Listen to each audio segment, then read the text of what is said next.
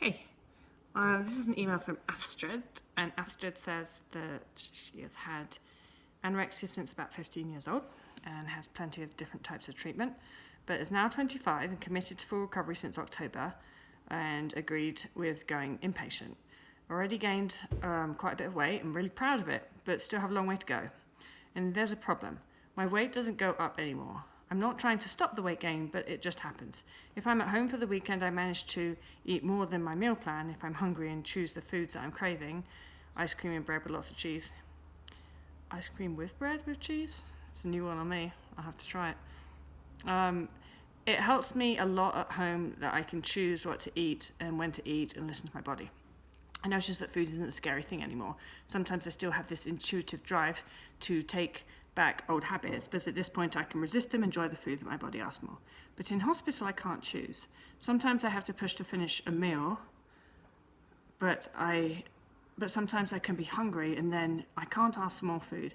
They now offer me those nutrition drinks on top of my meal plan, and it makes me so angry that they don't just offer me more normal food in the moments that I feel hungry. I've even sneaked in cookies to deal with those moments of being hungry, and the fact that I have to hide it makes me feel guilty about it.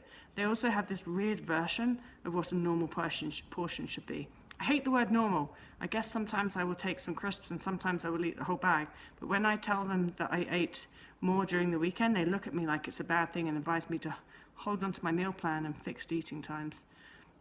I wondered if you have any tips to me to deal with the fact that I can't always listen to my body whilst being an inpatient, because I really want to continue gaining weight, but not able to respond to my own body starts to confuse me. Those fixed times for eating in the meal plan helped me a lot in the beginning, but now I have this feeling it's holding me back. I'm afraid I will end up in quasi-recovery due to this rigid structure in the hospital. Sorry for my English not being perfect.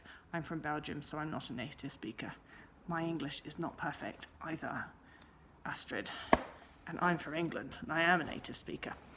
Well, it's sad, isn't it? It sounds like you are fully on board with recovery. You're doing your best. You're proud of yourself for gaining weight, and you want to gain more weight, and you're in a setting where you're not allowed.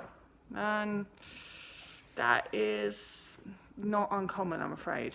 It's very sad, not uncommon.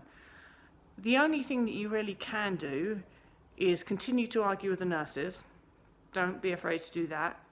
I've known plenty of people in inpatient treatments. I've been working with a client. They'll argue with the nurses and finally they'll get given more food. Continue to sneak food. Don't feel guilty about that. You should never feel guilty about giving your body what it needs. So don't feel guilty about that. And then 3, what you can do is continue to stuff your face as much as you can at the weekends and when you're not in treatment. And so the problem with being in a treatment structure like that, where you've got like these set sorts of meal plans and you're only allowed a certain amount, is that it's difficult to do the rewiring part, because you know, like say an example of rewiring is you've eaten the meal portion and you can tell you're still hungry. And of course your eating disorder is like, well, you don't get to eat anymore. And the rewiring is going, no, I'm going to eat more, damn it, and actually doing it. Getting more cookies. And if you don't have control over getting up and being able to get yourself more food, then obviously you can't do that. But does that mean all is lost? Absolutely not, because you can do that rewiring work in any available opportunity that you have. So whenever you're at home, you can be doing that rewiring work. You can be asking for more food as that rewiring work. Well, that's a really big one for a lot of people, is asking for more food, and you've got your brain telling you you're so greedy and you had the same amount as everybody else and you shouldn't want more, and just being able to say, please sir, can I have some more, is actually very, very, very powerful. Now you might then get a nurse that says, no, you've eaten your meal plan, which is very, very frustrating, but your intent was still there. Your intent was still to eat more.